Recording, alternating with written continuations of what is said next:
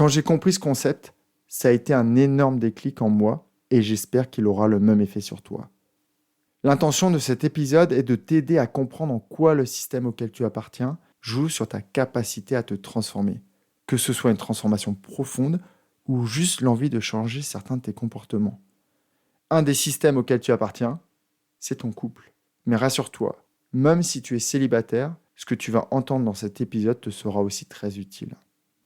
Marie et Alexandre vont te permettre de comprendre en quoi le couple peut te donner un élan incroyable, ou au contraire, devenir un frein extrêmement puissant à tous les changements que tu veux apporter à ta vie. Dans 10 minutes, tu auras en ta possession une clé qui te permettra d'ouvrir la porte entre ta situation actuelle et une situation bien plus riche, épanouie et pleine de sens. Bienvenue sur Dépasse-toi, je suis Sylvain et la promesse de mon podcast est simple, t'aider à te créer la vie que tu mérites. Quand je ne suis pas devant le micro, j'accompagne des personnes sensibles à se transformer. Et au fil des épisodes, je vais te partager les prises de conscience qu'elles ont eues et qui leur ont permis de s'épanouir. Tu vas comprendre entre autres comment mieux te connaître, avoir de belles relations, apaiser ton mental et trouver ta place, celle où tu te sentiras aimé et reconnu à ta juste valeur. Si tu veux profiter de tout ce que j'ai à t'offrir, abonne-toi à mon courrier privé sur sylvainviens.com. Installe-toi confortablement, je te souhaite une très belle écoute. Avant de commencer, je tenais à remercier Offrine pour son commentaire 5 étoiles sur Apple France. Voici ce qu'elle m'écrit. Les épisodes hebdomadaires de Sylvain sont devenus des rendez-vous. Un temps pour soi bercé par sa voix et sa diction tranquille qui te happe direct. Sylvain raconte des histoires singulières, des tranches de vie qui, grâce aux mises en perspective qu'il y ajoute, permettent de s'identifier pour comprendre, dépasser ses croyances ou ses travers, prendre conscience. Même si on a l'impression de savoir, se le faire raconter ainsi permet d'intégrer pour grandir. Merci Sylvain pour ses partages, ses mises à nu aussi et tout ce travail altruiste. Alors merci Offrine, tu sais que je fais tout ça sans attente, mais ça ne serait pas franc de ma part de dire que ce genre de commentaire ne me fait rien. C'est grâce à toi et tous les autres qui prennent 2 minutes pour faire comme toi que je garde une énergie quasi intacte depuis 4 ans. Alors un énorme merci Offrine. Et toi, derrière ton casque, si tu veux faire comme Offrine et m'offrir un boost de gratitude, tu sais ce qu'il te reste à faire à la fin de l'épisode. Revenons à notre sujet du jour. Aujourd'hui, je te parle d'un des principaux obstacles à ton changement, le système dans lequel tu vis. Et dans cet épisode, je me focalise sur le couple. Comme tu le sais, j'accompagne des personnes à transformer leur vie pour se sentir plus épanouies et plus heureuses. Si je devais catégoriser ces personnes, en tirant les traits volontairement, je ferais 2 groupes. D'un côté, les fonceurs, les batailleurs, les combattants de la vie, ceux qui contrôlent tout et qui voient la vie comme un combat. Leur représentante est Marie. Et de l'autre, les suiveurs, les résignés, les soumis, ceux qui voient la vie comme un sacerdoce et qui acceptent de s'effacer, de s'adapter, de laisser la place aux autres. C'est Alexandre leur représentant. On va commencer par Marie. Elle a 43 ans. Sur la route des vacances, quand elle était jeune, elle était seule sur la banquette arrière. Dans sa jeunesse, elle se battait sur la cour d'école ou sur le terrain de foot. Ses parents ne lui ont pas apporté la sécurité dont elle avait besoin. Elle a donc créé par elle-même. Aujourd'hui, Marie est une leaduse dans l'âme. Elle fonce, elle décide, elle est dans l'action et elle s'impose dans la vie. C'est un burn-out qui lui a donné envie de se faire accompagner. Elle est en couple depuis une dizaine d'années et n'a pas d'enfant. Pas qu'elle n'en ait pas eu envie, mais elle ne s'est jamais sentie l'âme d'une maman. Son mari est calme, introverti. Il passe ses journées dans ses reportings financiers. Entre Marie et lui, ce n'est pas la panacée, et quelquefois elle a l'impression d'être sa mère. C'est elle qui décide des week-ends. C'est elle qui gère les comptes du foyer malgré les compétences de son mari.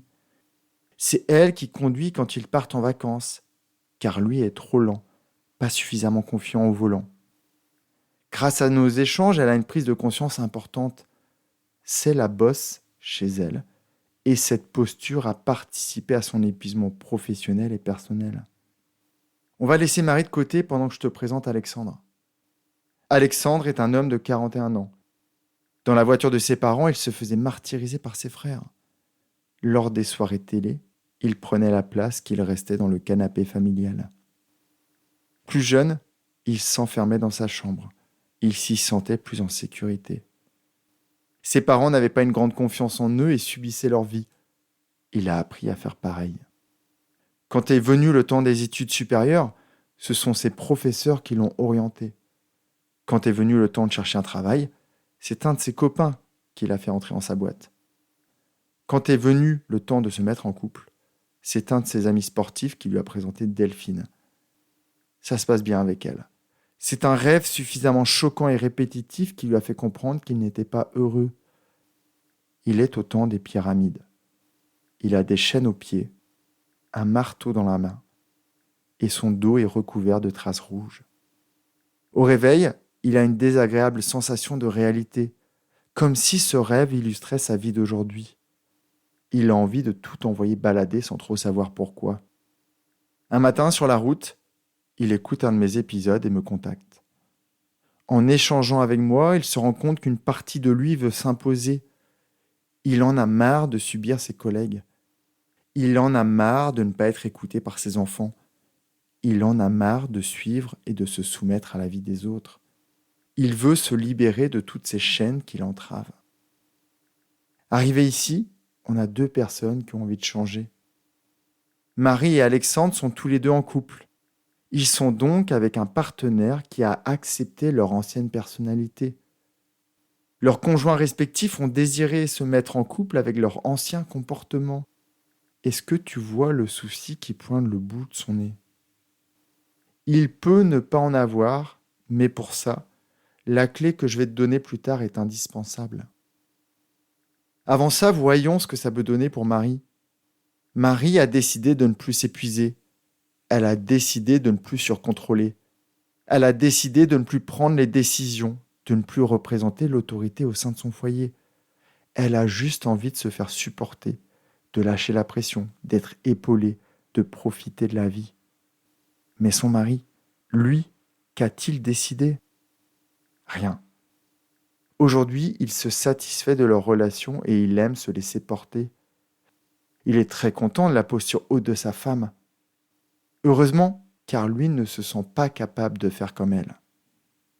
Alors que se passe-t-il si Marie et moi ne tenons pas compte de son couple ? Elle lâche prise et ne prend plus autant de décisions. Plus aucun projet ne naît dans son foyer. Plus aucun week-end. Plus aucune vacance. Elle décide de descendre de sa tour d'ivoire, mais personne n'y monte. Alors, plus rien ne bouge. Moins elle prend de décisions, plus l'inaction et l'immobilisme rentrent dans son couple. Elle est moins entreprenante. Ils ne font plus l'amour. Il n'y a plus de dispute car Marie ne veut plus de cette relation conflictuelle. À chaque fois qu'elle descend d'un cran, son mari fait pareil, afin de garder cet équilibre qui lui va bien à lui. Le couple se dissout doucement mais sûrement. Et puis si rien ne se passe, il disparaît. Voyons ce que ça peut donner côté Alexandre. Il a décidé de reprendre le lead sur sa vie. Il en a marre de s'effacer, marre de s'adapter. Il veut être lui-même et prendre sa place. Mais sa conjointe, elle ne se fait pas accompagner. Et elle se satisfait de cette relation maître-esclave pour reprendre l'image de son rêve. Elle se satisfait de cette relation où Alexandre est soumis. Quand Alexandre veut prendre une décision, quand lui veut monter d'un cran, elle fait pareil. Elle monte plus haut. Elle hausse le ton pour reprendre l'initiative. Elle veut garder sa posture. Alexandre a compris et décide de tenir ses positions. Sa femme ne le reconnaît plus et pense qu'il y a un problème dans leur couple. Ça l'agace, alors elle monte encore d'un ton. Alexandre prend sur lui et ne lâche pas l'affaire. Il s'accroche à sa décision comme un chien de défense au bras de son mannequin d'entraînement. Il monte. Elle monte encore plus, jusqu'au moment où ça explose. Boum. Voilà pourquoi quelqu'un qui change n'est plus adapté à son ancien système. C'est pour ça que souvent un coaching professionnel donne envie de changer d'entreprise. C'est pour ça que quand on change, L'environnement doit suivre le mouvement. Si ce n'est pas le cas, rien ne se passe. Au bout d'un moment, Alexandre lâche et reprend sa position de soumission. Au bout d'un moment, Marie lâche et reprend sa position d'impérieuse. Soit le système s'est détruit, soit rien n'a changé comme je viens de te le montrer. Alors comment éviter ça ? Comment peux-tu réussir toi à te transformer quand ton partenaire ou ta partenaire n'en a aucune envie ? Tu as sûrement déjà compris. La clé, c'est la communication.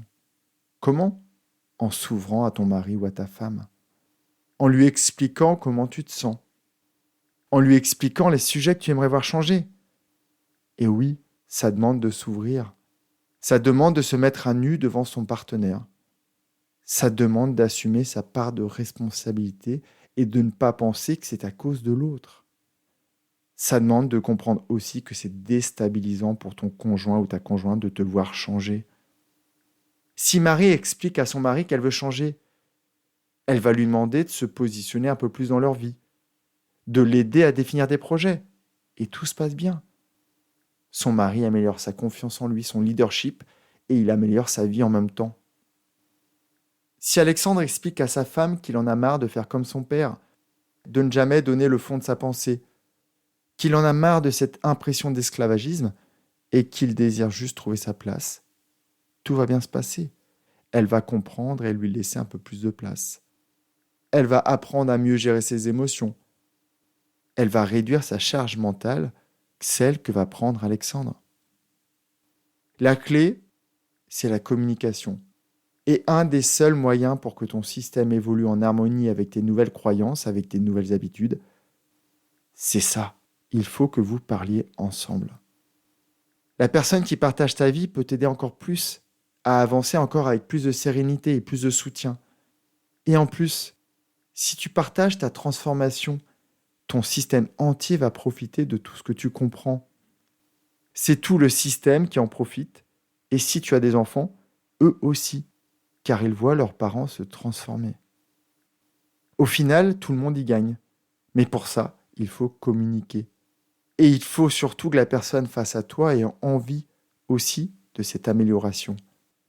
Il faut qu'elle ait envie de continuer de jouer avec toi. Dans le courrier de jeudi, je vais te partager une anecdote très personnelle pour que tu comprennes vraiment ce concept.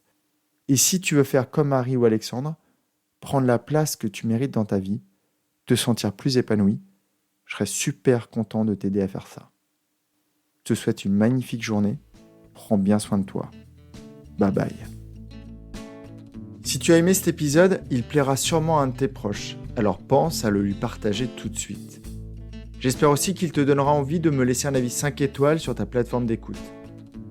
On se retrouve jeudi dans mon courrier pour faire encore un pas de plus vers la vie que tu mérites. Prends vraiment bien soin de toi et passe une très belle journée. Bye bye.